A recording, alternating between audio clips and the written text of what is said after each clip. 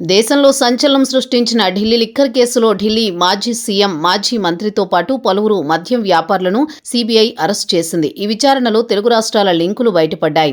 ఏపీకి చెందిన ఎంపీ, ఆయన కొడుకు లిక్కర్ వ్యాపారులు అరెస్ట్ అయ్యారు. ఇక తెలంగాణ మాజీ సీఎం కేసీఆర్ కూతురు కవిత కూడా సీబీఐ అరెస్ట్ చేసింది. అయితే తాజాగా ఈ కేసు నుంచి కవిత పేరును సీబీఐ కోర్టు తొలగించింది. దీంతో క్లీన్ చిట్ లభించినట్లయింది. ఈ కేసు కారణంగా కవితను కేసీఆర్ రాజకీయాలకు దూరం పెట్టారు. దీంతో పార్టీలో అంతర్గత గొడవలు మొదలై చివరకు కవిత పార్టీ నుంచి బయటకొచ్చి సొంత పార్టీ పెట్టేందుకు కసరత్తు చేస్తున్నారు. ఈ క్రమంలో కవితకు క్లీన్ చిట్ రావడం గమనార్హం. ఢిల్లీ లిక్కర్ వ్యాపారంలో అక్రమాలతో సంబంధించిన కవిత 166 రోజులు తీహార్ జైల్లో ఉన్నారు. పలుమార్లు బెయిల్ కోసం ప్రయత్నించి విఫలమయ్యారు. చివరకు ఛార్జిషీట్ వేసిన తర్వాత బెయిల్ వచ్చింది. అయితే ఢిల్లీ రౌస్ అవెన్యూ కోర్టు ఆమెను పేరును డిశ్చార్జ్ చేసింది. పూర్తి క్లీన్ చిట్ ఇచ్చింది. ఆంధ్రప్రదేశ్ ఎంపీ మాగుంట శ్రీనివాసులరెడ్డి కుమారుడు రాఘవరెడ్డికి కూడా ఈ తీర్పు ప్రయోజనం చేకూరింది. ఈ స్కామ్ ఢిల్లీలో లిక్కర్ లైసెన్సులు, కాంట్రాక్టుల్లో ముడిపడి ఉంది. అధికారులు, రాజకీయ నాయకులు కలిసి కోట్లాది రూపాయలు మోసం చేశారని సీబీఐ ఆరోపించింది. కవిత పాలు పంచుకున్నట్లు పేర్కొంది. సాక్ష్యాలు సరిపోకపోవడంతో కోర్టు ఆమె పేరు తొలగించింది.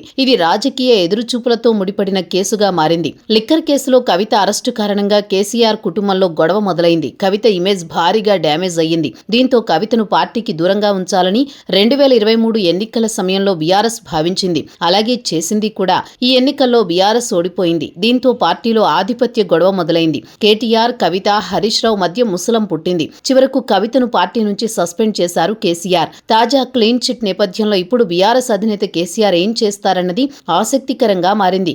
కేసీఆర్ కుటుంబంలో కవిత ఎప్పటినుంచో కీలక పాత్ర పోషిస్తోంది. ఇప్పుడు క్లీన్ చిట్ ఆమెను మరింత బలోపేతం చేస్తుంది. అయితే కొత్త పార్టీ పెట్టే ఆలోచనలో ఉన్న కవిత కేసీఆర్ పిలిస్తే వెళతారా అన్నది చూడాలి.